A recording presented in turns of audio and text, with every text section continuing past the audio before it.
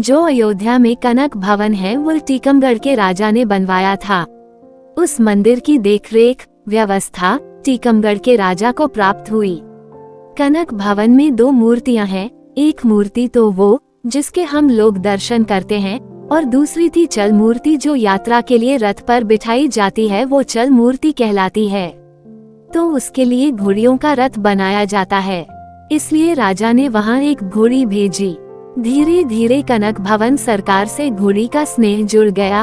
अयोध्या में रहते हुए वो घोड़ी श्री रामचंद्र जी श्री युगल सरकार की सेवा करती और मंदिर की सीढ़ियों के पास ही खड़ी रहती और राम जी की तरफ देखती रहती।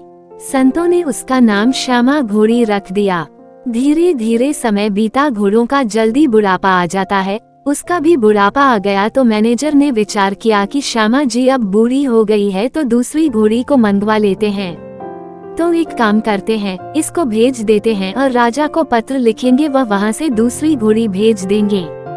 फैजाबाद रेलवे स्टेशन पर मैनेजर ने जाकर रेल मास्टर से बात की, हमें घोड़ी को झांसी तक भेजना है, झांसी से राजा किसी को भेजकर टीकमगढ़ बुलवा लेंगे, क्या कोई उपाय है?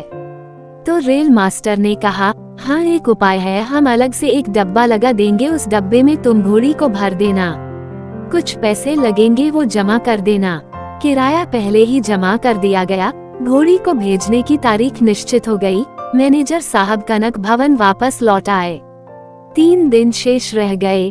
3 दिन पहले से ही उसने चारा चरना बंद कर दिया और लगातार कनक भवन की तरफ बैठी देखती रहती और आंखों से आंसू बहते रहते, मानो वह कह रही हो, सरकार हमारा देह अवध में ही छूटे। अब वो दिन आ गया जिस दिन जाना था।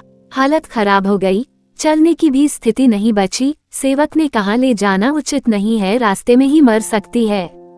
मैनेजर ने कहा, अब तो चाहे जो हो, टिकट बुक हो चुकी है, पैसा लग चुका है, अब तो भेजना ही पड़ेगा, नियम है। राजा को पत्र भी भेज दिया गया। गले में रसा बांधा जबरदस्ती घसीट घसीट कर ले जाने लगे। घसीटने लगे तो वह बार बार मुड़कर कनक भवन की तरफ देख रही थी, मानो वह सोच रही हो अब दोबारा ये गलियां प्राप्त नहीं होगी। तो जाते जाते वो भवन की तरफ देखे और सेवक उसे घसीट रहे, कोई मार रहा और जैसे तैसे रेलवे स्टेशन पहुंच गए। जिस डब्बे में जाना था उन्हें उस डब्बे में डाल दिया गया। अचेत सी लेट गई और बार बार अवध सरकार से प्रार्थना करती रही, सरकार पूरा जीवन आपके चरणों में गुजारा, अब अंतिम पलों में भी अपने चरणों में ही रखो।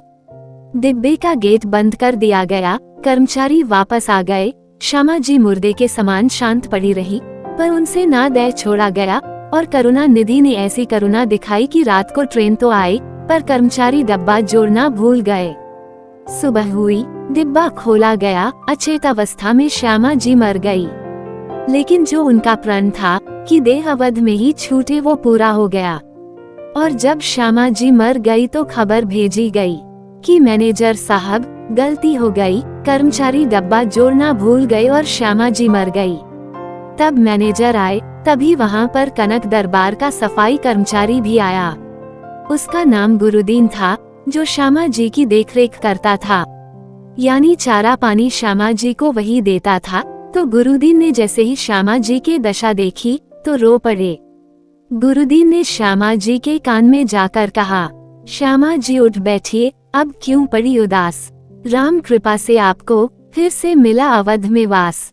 श्यामा के शबनन पड़े जमादार के बैन, फिर से जीवित हो गई, खोल दिए 2 नैन। श्यामा जी की आंखें खुल गई और जैसे ही आंखें खुली संत गदगद हो गए, महात्मा गदगद हो गए और वह गुरुदीन भी उछल पड़ा।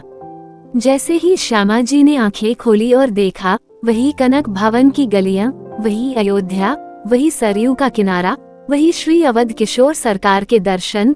दौड़ती उछलती कूदती कनक भवन सरकार की देहरी पर जाकर अपना मस्तक रख दिया। बोलो जय श्री राम। भगवान की लीला अपरंपार है। भक्तों के लिए भगवान हर वक्त हर जगह उपस्थित रहते हैं, क्योंकि भगवान सिर्फ भाव के भूखे हैं। ऐसी और कहानियों के लिए हमारे चैनल को सब्सक्राइब करें। धन्यवाद।